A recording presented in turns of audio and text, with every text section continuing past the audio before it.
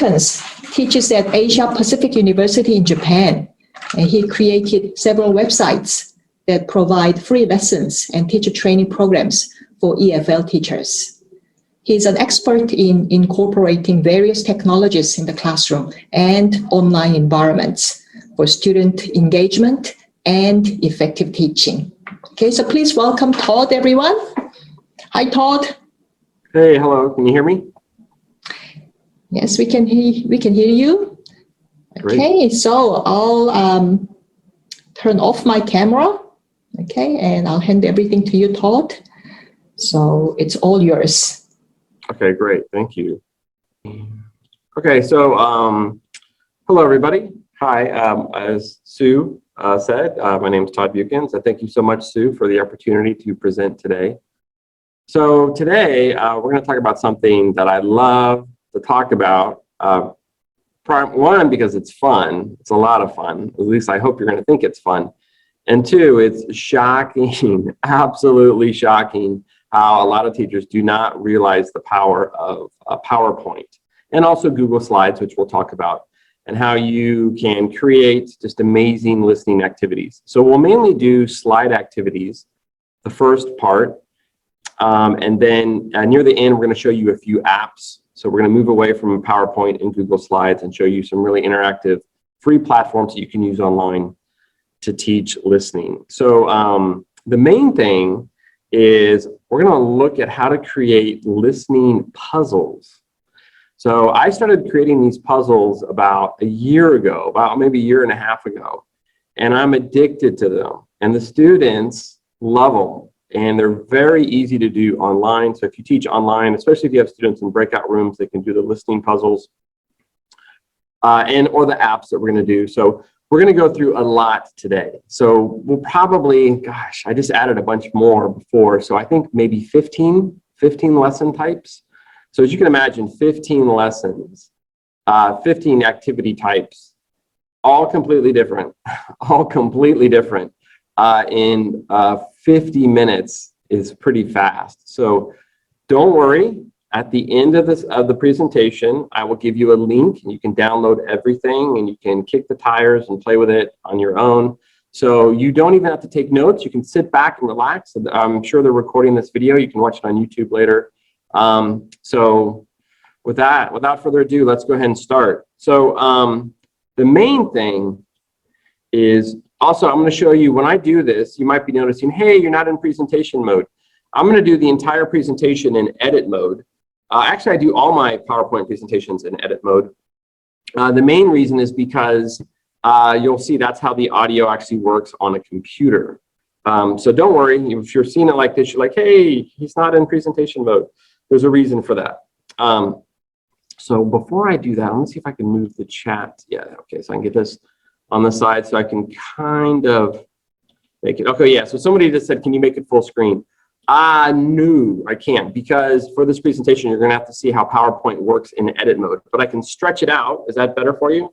And actually, you know what? I challenge you to do this. I never use presentation mode anymore because actually I have a learning disability. It's called dyspraxia. And if you have dyspraxia, a lot of people know about dyslexia. Dyspraxia, we can read anything, we can understand anything, but we have a really bad short-term memory. So if you present in edit mode, the students can always see what was previous and they can always see what's coming up next. So I actually never use presentation mode anymore. I always use edit mode. But anyway, here we go. Okay, so why are listening tasks so bad? I'm going to just do a very mini lecture, about 3 minutes here. So one of the reasons is we are doing listening activities today using technology that's like 50 years old, literally 50 years old. So when we first started doing listening activities 50 years ago, 40 years ago, 30 years ago, we didn't really have the technology we have today. So we had to design tasks that would fit the model of a published book and the distribution of audio tapes or CDs, right? So because of that, a lot of the tasks that we do are these three, right? So in the chat room, you could give me a Y if you agree yes to this. Are most of your listening tasks multiple choice, gap fill, or maybe fill in a chart. Is that usually what you do for listening? And especially the multiple choice, the dreaded multiple choice. Well, actually, there's a lot of other ways that you can make listening interactive and interesting by doing other things, prompts for the student to do. For example, we're going to look at how to add something, change something, move something, order something, dictate something, solve something, color something, sort something. So there's a lot of different ways we can do things. Okay, now let's go ahead and get started and look at our first example.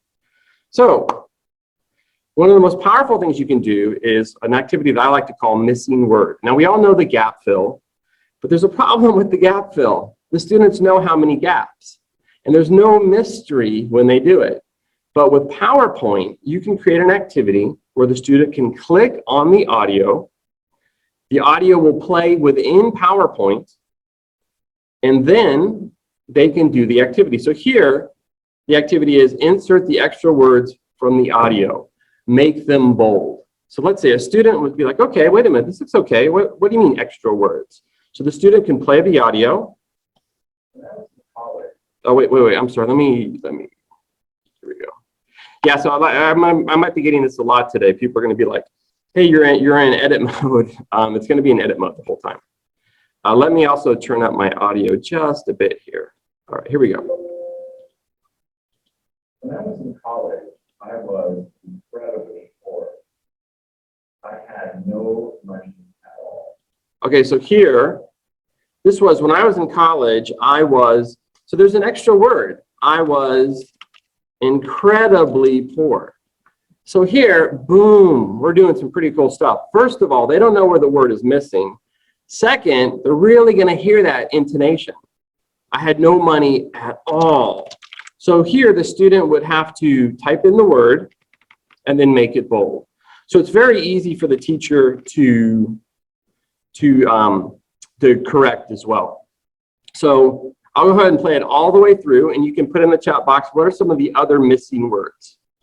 When I was in college, I was incredibly poor.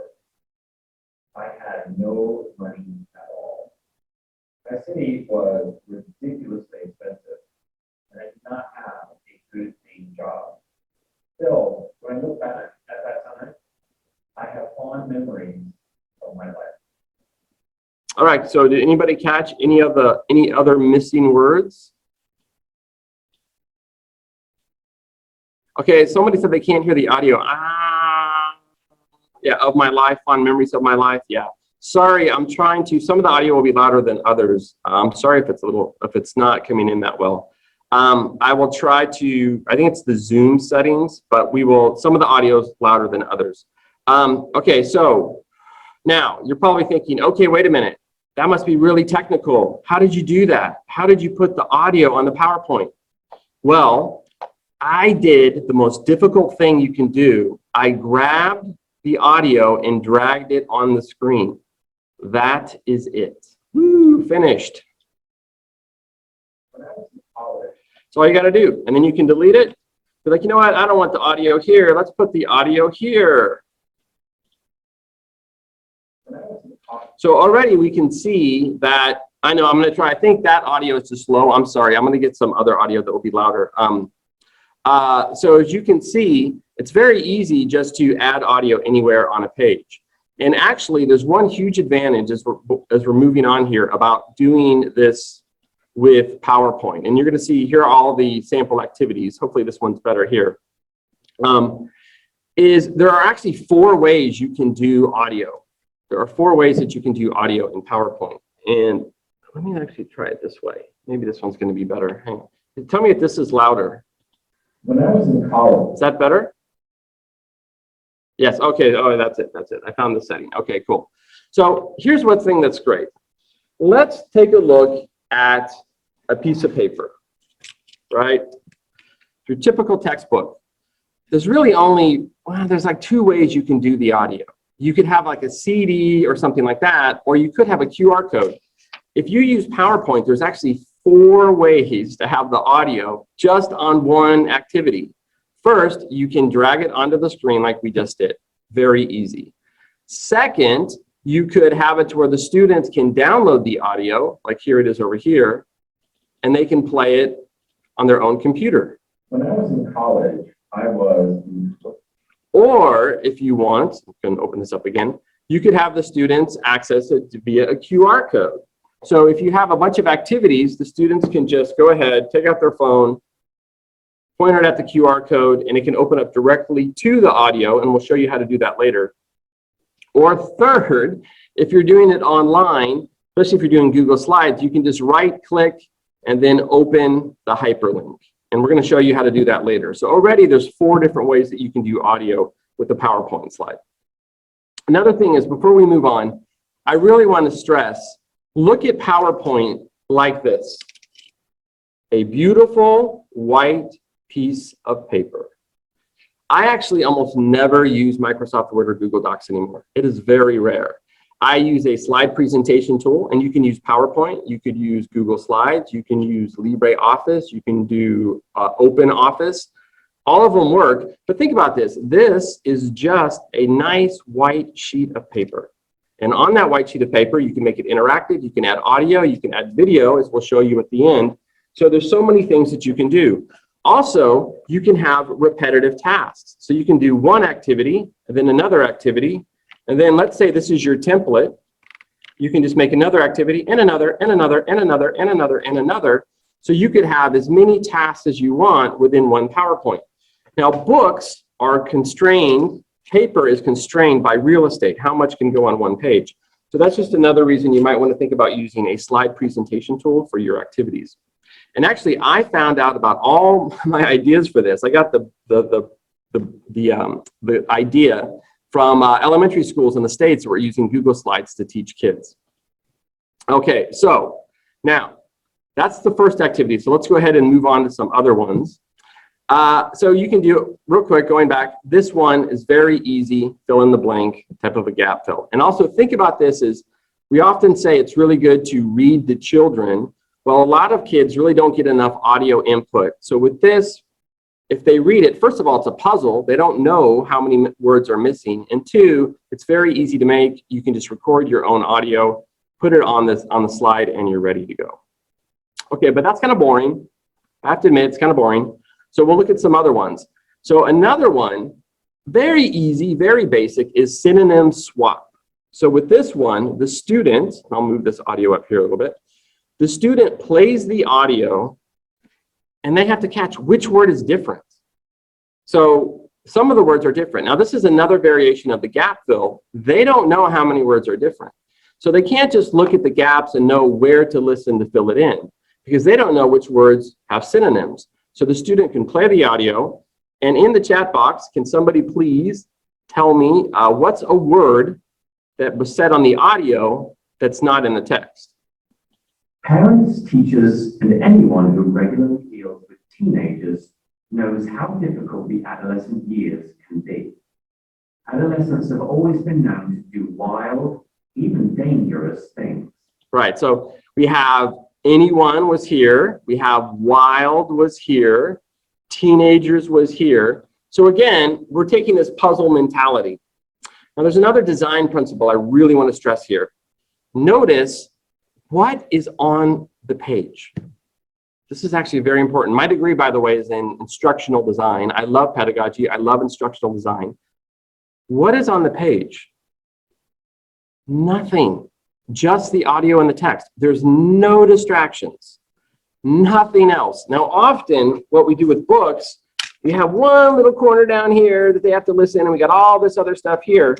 So with doing stuff on like a PowerPoint slide, you really can help students focus. You can remove all other distractions. And when they get, you could have the instructions in the previous slide. So when they get to the task, they just have to focus. Okay, so that's activity number 2. Let's move on. All right, so now here's a fun one. So now we're going to do word order. So word order, I like because there's kind of, it's got a cool trick. You can do it before you listen, or you can do it after you listen. So here's one. You can take, this is actually from a textbook, and I just jumbled the audio. And notice there's multiple parts. So there's one here. Again, we're focused on just doing one thing, and then we do it again and again. one thing is we get increasing results by having a design like this, because once the students get the instructions for the first time, they understand the instructions for every slide after that. So it's very easy. So, okay, here it is. What is the order of the sentence? Craig Rogers was sitting on his surfboard. So now our students got the PowerPoint, and this is an activity you can do online. I'll show you in a minute, or you can do, the students can download it and do it offline. So one nice thing about PowerPoint is it doesn't matter. And then the students have to put it in order, and they can just drag it. And one thing I like this, especially with lower levels, it slows it down, it makes them do movement, it heightens attention and awareness, and there's a little more going on. It's pausing, it's giving them something to do between each listening. They'll do a little bit, and like, oh, wait a minute, I have to listen again. Craig Rogers was sitting on his surfboard. So then they, okay. So Craig Rogers was sitting on his surfboard. And then they've got it. And then they can play it again to check. Craig Rogers was sitting on his surfboard. So yes, I'm going to share everything. Another couple things just about the pedagogy. This is why I love PowerPoint. And I don't work for Microsoft, by the way. I love Google as well. I'm going to be showering a lot of love to Google in near the end of the presentation. But something like this, what I love from the design element, the audio is on the slide. They just got to click again and again and again. They don't have to rewind the tape. Remember that? Showing my age. So they don't have to rewind the tape. They don't have to mess with the CD going back and forth, right? It's just there. And so in each audio is for each slide. So only this slide has the necessary audio. And if you want to make it a little harder, you're thinking, that's a little too easy, you can do a harder one like this where the students would play it. He looked down and was terrified to see a great white shark. So then again, they can just put it in the right order. So word order, very easy to do, a lot of fun. And like I said, you can do, like you can take one paragraph and you can just break up the paragraph and have each sentence its own little slide, maybe have 7 slides, 8 slides, and the students will do it. And that's it. Okay, so now we're gonna move on. We have another one that's very similar, and that's word stress. So there's a couple different ways you can do word stress, and we're gonna talk about doing phonetics. This is something that really textbooks don't do very much. And the reason is, again, it's real estate, right? So they don't have that much space and time. And it's also, some tasks are kind of hard. They're like, oh, put a dot above the stressed words. Well, what about the reduced words? So here's an activity where it's like, okay, if it's stressed, move it above the line. If it's reduced, move it below the line. And again, the students could even do it before if they want. So then you play the audio. What do you want to eat for dinner? Now notice, I said that pretty fast. We'll do it again. What do you want to eat for dinner? So here, you can open up interesting teachable moments for the student, because I never say, do you? I say, what do you want to eat for dinner? So the students are like, well, I think he said, what, want, eat, dinner.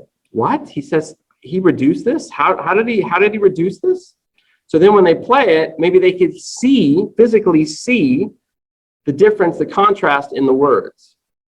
What do you want to eat for dinner? Now, there's a couple other ways you can do it. If you want, you can say, hey, I want you to color the reduced words, right? So color it. And again, you know, one of the things that teachers get wrong, at least in my book, I'm going to lecture, I'll be a little preachy sometimes, is that it's just time. They rush things. They don't give certain learners enough time. Intelligence and processing speed and memory have nothing to do with each other. Like I said, I have a learning disability. It's called dyspraxia. And if you have dyspraxia, the problem that you have is processing speed and memory. Both of them are not as good as most other people. We have terrible short-term memories, terrible. Like I'm always having to go in my house and remember if I turned off the light. Also, our processing speed is a little bit slower, but that has nothing to do with intelligence or ability. It just means you need a little bit more time.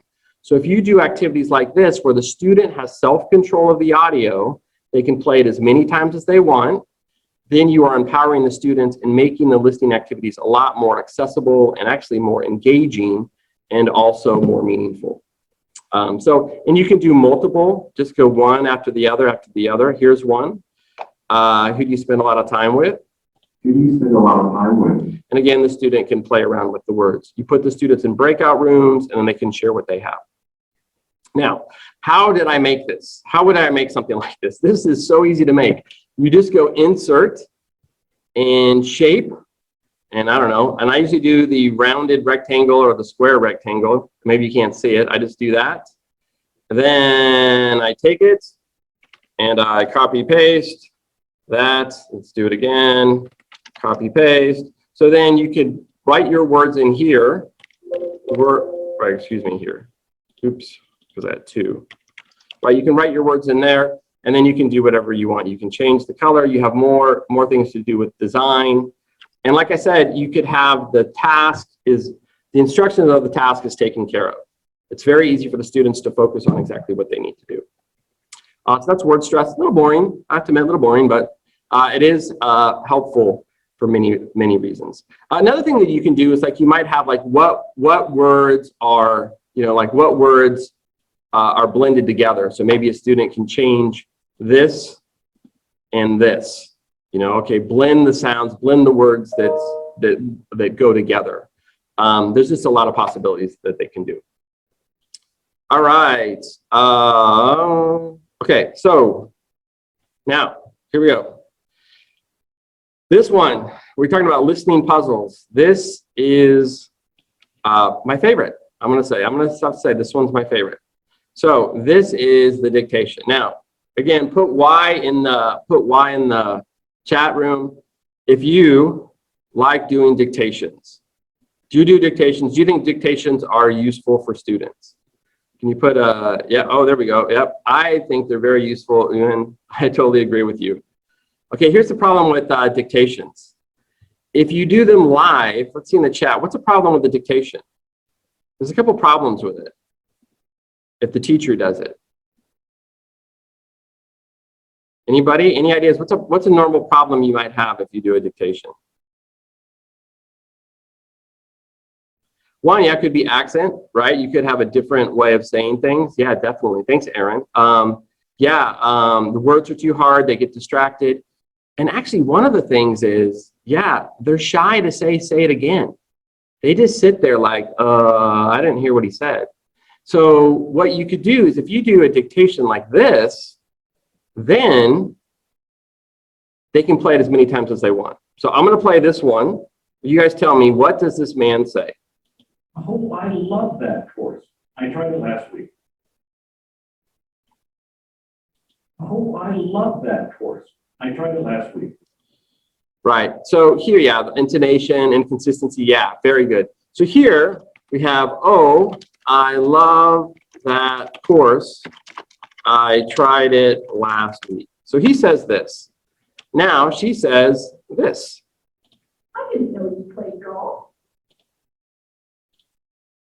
I didn't know you played golf. So here they're really getting that intonation. And then she says, I didn't know you. No. If I can type here, I'm getting nervous. I didn't know you played golf. So then what the students would have to do is, it's a puzzle. Can they put it together? There's like a purpose for why they're doing this. So they have to do each one. I played golf at the new course by the river. Oops, let's go back here, sorry. What did you do on Saturday? So now they got to put the conversation in the right order. So they're like, so now it's like the typical jigsaw. It's a jigsaw / dictation. So here now, put that there. And then I played golf at the new course by the river. So I think it's IC. What did you do on Saturday? I played golf at the new course by the river. So this is why I call it a listening puzzle, is because the students, it's a puzzle. Like there's an end outcome. Can they figure it out? And the reason why I say this is my favorite activity is because if you do breakout rooms and you go in a breakout room, the students give me the one look I love as a teacher. It makes me so happy. They do this. They're totally engaged. And if you have them in breakout rooms together, there's one kid that'll be a superstar. They're not going to be the same level. And one kid will be like, oh, he said blah, blah, blah, blah, blah. And the other students will go, oh, whoa, wow, I didn't hear that. Whoa, really? So then, like, you've transferred the dictation to the students. They're in control of it, especially if you're doing this online in breakout rooms. And they want to put it together. They actually want to solve, like, what is the conversation? It's not just write down the words. And there's one in here that's really tricky. I think it's this one. Oh, had I known that, I would have invited you to play. Yeah, so this one more time. Oh, had I known that, I would have invited you to play. So, by the way, this voice actress, I took this from one of my own conversations. She had no idea it was for this activity. She said that naturally. She was actually reading the script. Oh, had I known that, I would have invited you to play. That one, it stumps them.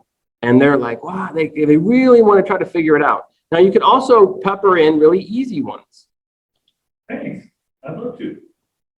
Thanks, I'd love to. So sometimes you're like, they're relieved. Like, you can structure it so some are easy, some are hard. Now, this, by the way, is for a much higher level class. This is for my upper intermediate class. But you obviously can do this with very low levels. I do it with really low levels. And like I said, I just love the dictation puzzle. They have a lot of fun doing it. Now, here's the thing. If you have access to your audio, all you have to do is, I'm going to go ahead and open up Audacity. There's a free software called Audacity. Please put a Y in the chat box if you know what Audacity is. You can download it for free. I'll talk about it a little bit at the end. So if you have access to the MP3 of in your conversations, you can easily separate the audio, chop it up, put the audio on each slide. It takes seconds to make, seconds. And then you've got a good 20-minute activity with the students, and they'll just go crazy with it. Okay, so we've got that. All right, now this is maybe my second favorite. All right, so my hobby is instructional design, or like my background is instructional design. I love instructional design. And so one thing I love about it is coming up with new solutions to problems. So a lot of these, it's like, okay, how do we have a problem? How do we handle it? And this problem is, how do you handle a really long listening task? I'm talking like 10 minutes. How would you do that? So you have to keep the student engaged for 10 minutes. Now, if you tell the students they have to listen to something for 10 minutes, they're going to be like, bye, I'm out of here, or nap time, nappy nap, going to sleep. So again, you can design the task so it's very manageable in small little chunks, and you can make it a puzzle. Can they figure it out? So here is the listening grid puzzle. And this is for a lecture for our book. It's 9 minutes. And what you can do is just make this little grid, and you have 1 minute, 2 minutes, 3 minutes, and 1 minute to 20 seconds, 1 minute, 20 seconds to 40 seconds, 1 minute, 40 seconds to 2 minutes. Then you have the key language from the lecture. And the students have to hear the lecture, watch the video on YouTube. TED Talks are great. And then they have to actually put the slide in the correct spot. When did the person actually say this? And actually, I'll come back to this at the end. But anyway, so we're going to go here. I'll do the example. So here's the YouTube, right? So I'm going to go ahead and copy this. And I'm just going to right click and open the hyperlink. And it's going to pop up here in just a second. And we have the old default Explorer, so hopefully it's going to work here. I might have to copy and put it in Chrome. Okay, here it is. So this is a lecture that a teacher put up for our shared textbook. Good morning, everyone. So let's say the students got to watch this and they're like, what? 10 minutes? Are you crazy? So here, it's very simple. It says, watch the video, put the words in boxes in the matching time slot. So the first one that we have here is, let me explain this. 2 basic purposes of food. Oops, there's a typo, it should be R. Our topic today is diet and health. So always proofread your materials. I'm so bad about that. You caught me. Okay, so then, oops, where is Explorer? Here it is. So coming back to the activity. Sorry, I got so much on my screen here. So notice the student can easily just pull out the audio. Oops, I don't want to do that. Excuse me. Sorry about that. Let's go ahead. Here we go. There we go. Now it's good. I keep on losing it. Sorry. Okay, so now the student can play the audio and be like, okay, so what does she say within the first 20 seconds? Ready to get started? Okay, good. Our topic today is diet and health. Ah, boom, got it. Ah, she said our topic today is diet and health. So then they come back over here, they play it. Today we'll discuss the reasons people choose the food they eat. What I mean is maybe they choose for nutrition, that is getting the right type of food for good health and growth, or maybe they choose for pleasure. So they know it's on the next time slot. So now, oh, time to focus again. Meaning they choose food because it tastes good. But before we go into why people choose the food they do, I'd like to give you some background and briefly explain two basic purposes of food. Ah, there it is. So then here, this one would be, oops, I keep on doing that because of my screen, excuse me. So I'm going to stop it here. And then the student would put this here, and then they would listen, they would put this here. So you can do this as a demo. And what's good about this activity is once you show them how to do it once, you can do it again and again and again. It's very easy to set up. You just have a blank template like this. You listen and you just put in the words that you hear for each time slot. So if the video is 10 minutes long, it's going to take you 10 minutes to make. And it's going to take them 30 minutes to do, or maybe a little like 20 minutes to do. Now, there's a couple things I love about this. One is we can actually do language that's little bits of language, which we really don't highlight very much. So like, phrases like let's move on, or the bottom line is, or what I'm trying to say is, or any maybe figurative language or special term you can put in there. And one of the problems with the standard outline or the standard multiple choice is the student just has to get a couple selective data points, whatever the information points are, and then all the other language is just useless. They can't use it. Where this is comprehensive, like they've got to get it all. And also it kind of minimizes it so they're not reading. There's a lot of text that they don't see. So anyway, this puzzle is a lot of fun. And I like to use this one a lot. Great for TED Talks. This one is great for TED Talks. And then if you want to go over the answers with the students, here's when you go over it as a class, so you can just have the answers. It's very easy. It's kind of got the color that pops, kind of like the bling bling. Adding color helps a lot with the students. So that's just one option. All right, so now, how about the students doing something on their own? So this is a fun one. So this is a project-based, task-based thing that they can do where the students can create their own video PowerPoint. And they can do old school movies. If you teach them a movie, it used to be, one slide, one slide, one slide. It's almost the same thing. And so this is a story I'm going to tell you. I'm going to play, and it's only 6 slides. So you could have this, give the students 6 sheets of paper, 4 sheets of paper, it doesn't matter. They draw a picture, they record the audio, and I'll explain how to do that later. They record the audio, then they just got to put the picture and the audio on the PowerPoint, and they have a story. If you want to make an interactive task, you can do something like, what words, what order do you hear these words? So like on the first one, I think it's going to be windy, and Tom, and moon. So you could just put the word something like this. If you want to have a very basic task for the students to do, what order do you hear these words? Here we go. So here's my story. The story's about a minute long, I think, in total. Each clip's about 10 seconds, and it has a punchline at the end. So I hope you enjoy. It was a dark, windy night. Above, a full moon shining brightly in the sky. A boy named Tom was walking in the park. So here the student, if you want to make it interactive, that they have to do something, they'd be like, okay, he said windy, then he said moon, then he said Tom. And it's kind of a low stakes listening, not a very high cognitive load. And then it kind of gives them something to do. And also they can just sit back and enjoy the story without having to do too much. So that's the first part. Here's the story of Tom. Now I'll go ahead and play the rest of the story. As he walked, he saw an object in the distance. It was a bright, white object moving towards him. Ooh, so what is it? Anybody, any ideas? It whistled in the wind as it crept towards him. It floated in the air. It was not human. It was getting closer and closer. He was frozen with fear. Was this a ghost? Was he doomed? Nothing seemed right. Nothing. Suddenly, the object rushed towards him. It revealed itself. It was... You could have a silly thing like that where you try to build interest. This was actually for a business presentation class. And it was... a plastic bag. It was blowing in the wind. The moral of the story is, don't fear the unknown. Anything can be explained. Anything. So that's it. So that's an easy little story that you can tell. That was about a minute of that.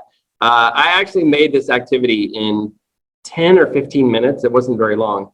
And the purpose of this activity actually is to show the students how to make their own. Now, we have very strict privacy laws on this, like everywhere, I guess, these days. So I can't show you the students' work. But let me tell you, the students' PowerPoints are so much better.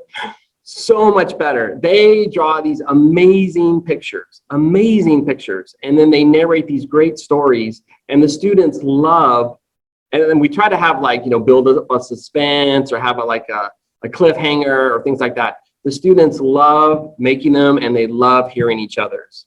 And they're really easy to make. I mean, you just have to draw, and it's not digital. They don't have to have any software. They just draw it on paper, then they take a picture with their phone. They upload the pictures to their, to their email or whatever. Then they record the audio on their phone as well. Each one separate. They upload that. Then they just throw it all on the PowerPoint and it's done. And I got to tell you, it's like movie night. The students love it. They absolutely love it doing it. Another thing I wanted to point out is if you do this, if you have difficult language, like let's say whistling in the wind, sometimes I'll put the word in like the translation, the translated word in there as well. So it's like just-in-time delivery. It's like, oh, hey, by the way, this word's coming up on this audio. You probably don't know what it is. And so you can have it just for that one slide. Okay, so I got to hurry up so we can get to the other stuff. Okay, real quick, I'm almost out of time. I want to show you the other online stuff as well. So another fun thing is once you make a template, like I said, the brilliance of PowerPoint is you can do it again and again and again. Now notice, I can't move this. I can move mom, but I can't move this. I can't move this. I can move this, but I can't move this. I can't move this. Why? How did I do that? Well, you can just take a PowerPoint, then you can do a screen grab or grab an image of the task and then save it, upload it again as a background image. And so then once you have it as a background image, you can do the same thing again and again and again. So you could have the same task, but then you just got to change the audio. And this one, super easy. Here they play the audio. How does my mom feel about movies, shopping, sports, and travel? So they would play the audio. So my mother really doesn't like movies very much. I don't know why. She's just kind of restless, so she never sits down and watches movies. Actually, I can never remember her even watching a movie. She's always doing something else. She loves shopping though. She loves shopping online. She loves going to the mall. She loves buying things for other people, so she's really into that. She's not too much into sports. If it's a big game, she might watch it, or if it's one of her family members that's playing, she'll kind of get involved. She doesn't hate sports, but she doesn't love it either, so it's just kind of so-so for her. Recently, she really enjoys traveling. She never traveled at all when she was younger, but as she's gotten older into her retirement, now it's her big thing, and she travels to a new country every year. So, yeah, she loves traveling.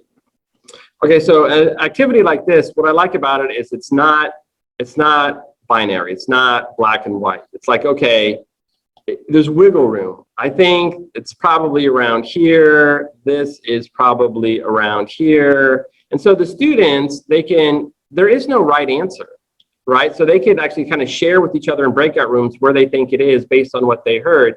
And then it's a very repetitive task. You can do the next thing. I have one about my dad. It's completely different. The answers. One about my sister, completely different. So an easy listening task like this, where it's not really one It's not a set answer, but it's very visual. It's very easy for the teacher to look at it and be like, oh yeah, they did it. They definitely did that.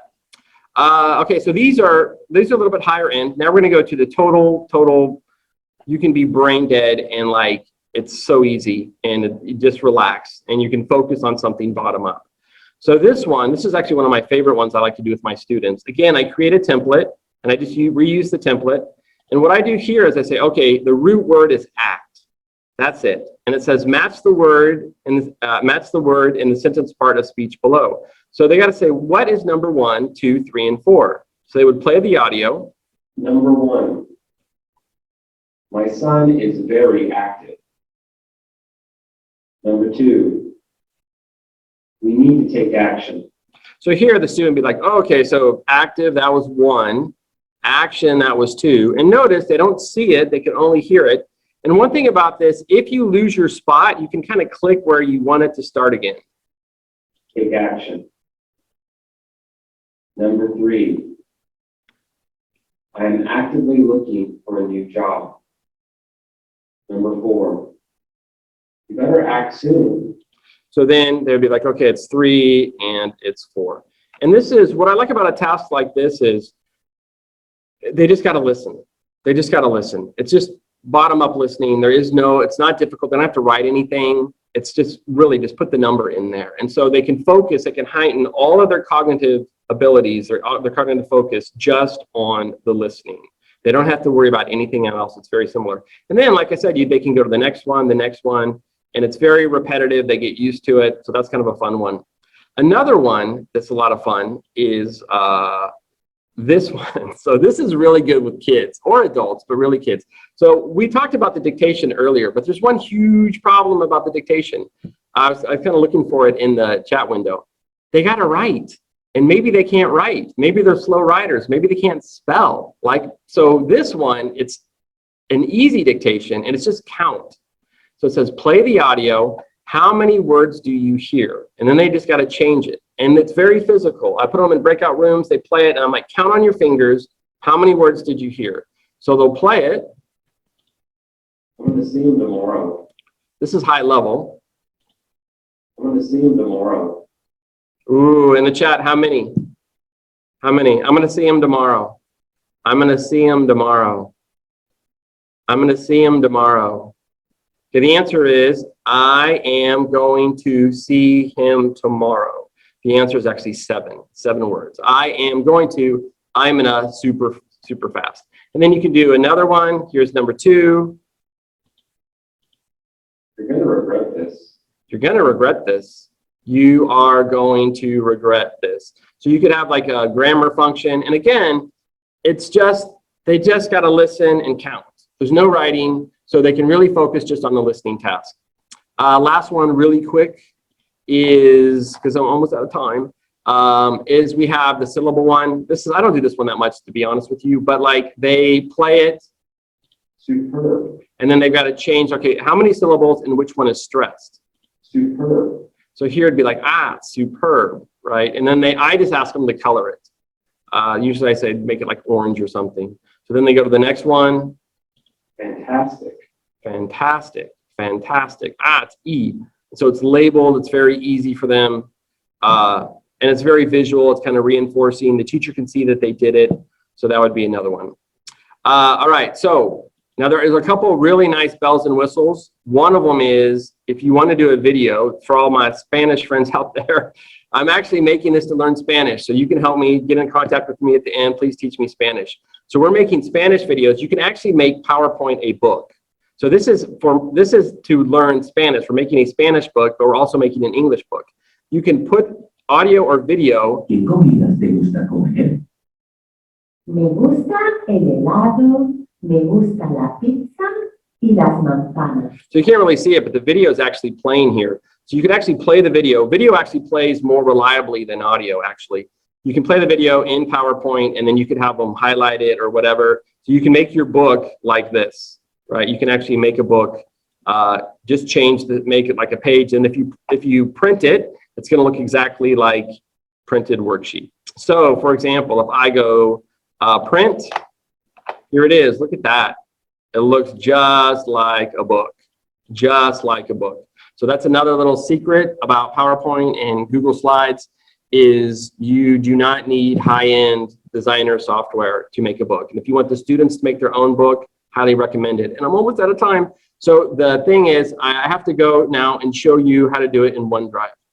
I mean, how to do it in Google Docs, not Google Docs. Yeah, Google Drive. Okay, so can you see my screen? Can you see this? Can you see my picture right here? Yes, okay, cool. So I'm gonna go to my Drive folder. Okay, so here's the thing. I'm a Google guy, I'm a Microsoft guy, I love them both, love them equally. Google pretty much does everything better than Microsoft, except slides. Except slides. PowerPoint is so much better than Google Slides, it's not even a conversation. Not even a conversation how much better PowerPoint is than Google Slides. But if you do want to use Google Slides, Google Classroom or whatever, there's an easy way to take care of it. So you can, first of all, you can create it. If you have a PowerPoint like I'm going to share with you, you could just, it'll open it up like it's PowerPoint and you can just go File, Save as Google Slides. So if you save it as a Google slide, now your PowerPoint is a slide. Now you can do everything I'm doing with Google Slides. The only difference is with Google Slides, the audio doesn't play. It just doesn't play. Nothing. It does nothing. Come on, Google. Now, I imagine Google within a short period will figure this out. But PowerPoint, by the way, I'm doing this, the downloaded version, but PowerPoint actually does play online. So the audio, and this is in OneDrive, you can compare. Here it is. Notice it will play.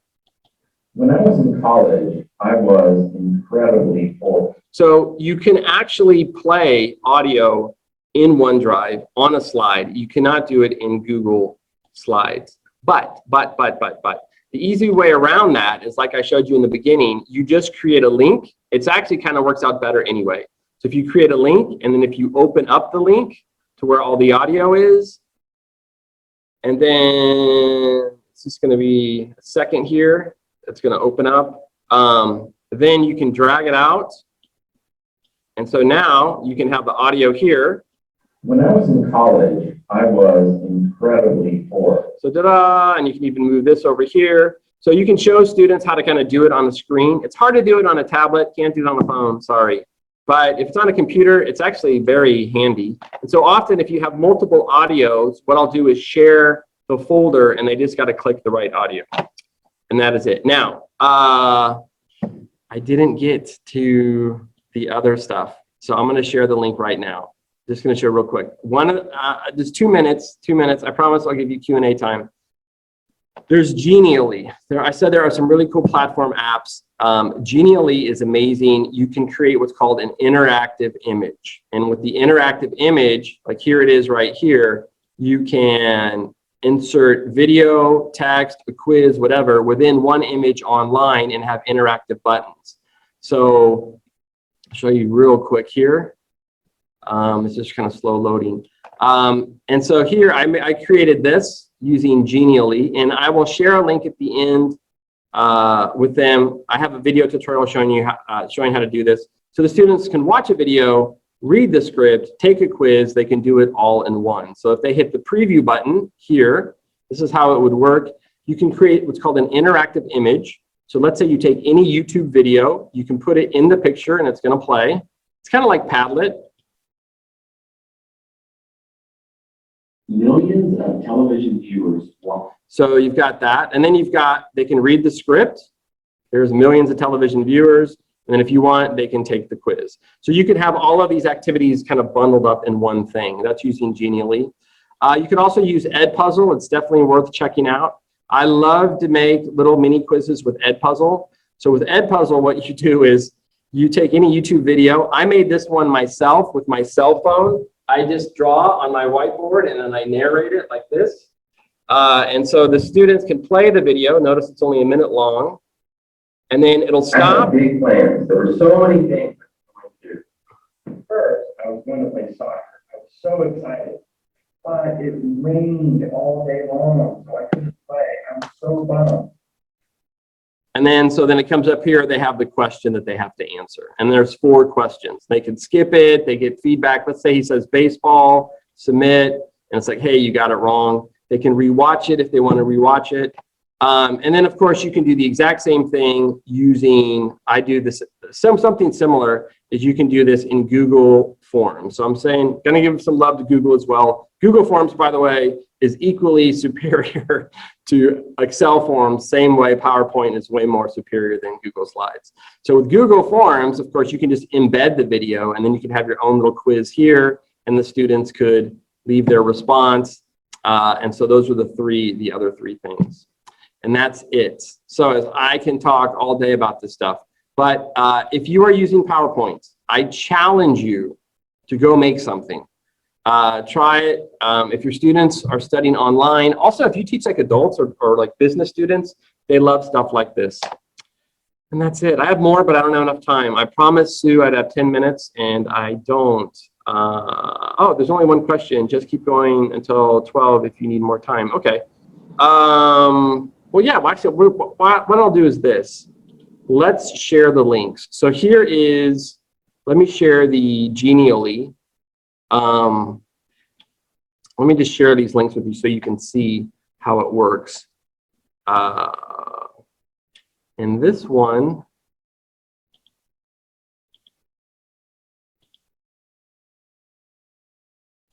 I think, I'm pretty sure this is the link. Can you guys try this? So here in the chat window, here are all the PowerPoint links. You might want to give this a try. Can somebody please, maybe all, there we go. So you might want to check that. So if you open that up, that should open up. Let me know if it doesn't work. Here is the Genially. I'll share that with you so you can see how that works. And by the way, if you have a question now, feel free to ask any question. Because I'll need this time actually to share all of these activities. It works. Great, thanks. Okay, so you can just download everything from there. You can use it as kind of like my templates. So here, as you can see in Genially, am I still sharing my screen, by the way? Yeah, I am, okay. So here is Genially, and you can insert it as an embed. Pretty cool. And let me go ahead and put that in there. And if you go to,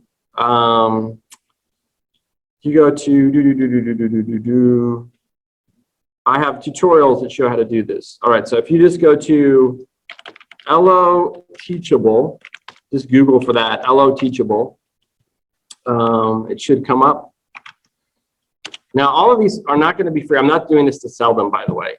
But all my stuff is free for right now. So notice I told you about I'm making the course to learn Spanish. The two here, a class with SAS. This has now it says enroll for $20, but everything is listed as free. It's preview, which means you could access all the training videos. And there's a lot in there that explain how to do some of this stuff. And actually, the better one is this one, how to teach online. So if you go to how to teach online, this one has pretty much everything, I think. So this one has Audacity, so how to make the audio with Audacity. It's got some Canva stuff, Edpuzzle, how to do the Edpuzzle, how to do the forms that I just did, how to do Genially, how to do Nearpod, which I did for them before, how to do the PowerPoint audiobooks. So it's all pretty much there. And then if you guys want to check out my websites, you can. I'll give you my contact information. So if you want to contact me, this is the mothership, LO. So LO has speakers from all over the world. And if you go to LO, let me just go here. It's all these free listening activities. And the big one is the views. So if you go to the views, the students or the teachers, you can access the listening activity, and it has the audio. It'll come up here in just a second. It's got the script, the quiz, some bonus vocabulary teaches that. You can do that. And then I've got some other courses as well. I've got meals.org. Meals.org is the free teacher training site. And you can sign up for free courses there. Putting this also in the chat window. And then the new site, which I'm very proud of, is soundgrammar.com. And so this is also free. I have to fix the HTTPS, so you might not have it. This is going to be updated really quickly. We have over 100 grammar conversations. So let's say you're teaching causative verbs. So if you click on it, there'll be an animation, and then there's the script, the grammar explaining it, and the quiz. And all of these have free printable books. So if you go to, here it is, they're all free. There might be a typo. We're kind of fixing that right now. But all of these have free books, free worksheets. You can use as you like. I got 3 minutes. Everyone says I talk too much. I got so much to share. I never have enough time. So I didn't even touch everything, but I got most of everything. Are there any questions? Please, now if you put in a question earlier, you better put it in again because it's probably way long gone in the chat window. So could you check the Q&A box? Oh, there's a Q&A box. Yeah. I did not know that. All right. There's so one question. What is the best way there it is, to? the Q&A box. Okay, that's yeah. how it works. Oh, cool. So we will send PowerPoint to students and they will access while that's so important. Yeah, most people don't realize this. OneDrive is free. I don't have time to do it today, but I highly recommend if you want to have your own free LMS, have your students create an Outlook, a OneDrive account, and then use OneDrive, all the PowerPoints, share the folder with them just like you would do in Google Docs. And even if you don't have PowerPoint, PowerPoint is free online with OneDrive. I think you get, I don't know, it's like 100 gigabytes or something. I don't remember. But OneDrive is free. So your students can create a free account. Then they can put the app on their phone for free. They can access all the material. That's a little more in-depth. Maybe in another tutorial I can do that. But yeah, it's free. Can we get the links? Yes, I've already given it to you. I'm really sad to have missed it. The beginning was so interesting. I will definitely check the channel. Oh, that person maybe left. Oh no, they just did it. What is the best way to automatically generate speech? Yes, thank you. I'm glad you did that because I almost forgot. Okay, check this out. You can do this amazing little trick. So let's say you want to save some time and you have Audacity. I'm going to open up Audacity. So I want to do 2 things at once. So I have Audacity here. I'm going to do a recording. And then I go to speechnotes.co. Now you can also do this in OneDrive and you can do this in Google Docs, but I think it's actually better in Speech Notes. This is speechnotes.co. And I'm going to make an activity in 1 minute. And here it goes. So I'm going to click audio here, record. I'm recording, but I will delete this when I'm done. Now I'm going to record here. Okay, I just want to say thank you everybody for coming today, period. I would especially like to thank eFuture for putting this on and doing this presentation because I really had a good time. I always love sharing this stuff and it really warms my heart to do this. And also the last thing that I always forget to do, and they're never going to hear this, is I would like to thank all the wonderful engineers, the women and men that create these free software tools that we can use. And that is why we are living in the best time ever to teach, because as you can see, I can talk and record audio at the same time in real time, and I'm done. Okay, so then I've got the text here on Speech Notes. I have the audio here. Boom, I can easily make an activity, and I'm ready to go. So that's Speech Notes. Okay, thank you so much, Todd. There was a lot of information, a lot of useful information for the teachers, right? So thank you so much for doing this webinar. Oh, you're welcome. It's always fun. I got some great ideas I want to try. So yeah, I'll have to try and I'll have to practice, I think. Yeah. Thank you. Thanks, Sue. Okay, thank you very much, Todd. I just have a couple of housekeeping things. So let me pull out my slide. Okay, can you all see my slide? Yes, yes. I'll have the full screen. Okay, so please check out eFuture website for more information, and we also have eSmart Class. That's our online platform, and please follow us on Facebook and Instagram and YouTube channels. We'll be uploading all these webinar videos on our YouTube channel, so check out our YouTube channel. Okay, and we have more webinars coming up. Next week, we have Inspire, Teaching Young Learners Online by Ken Beatty.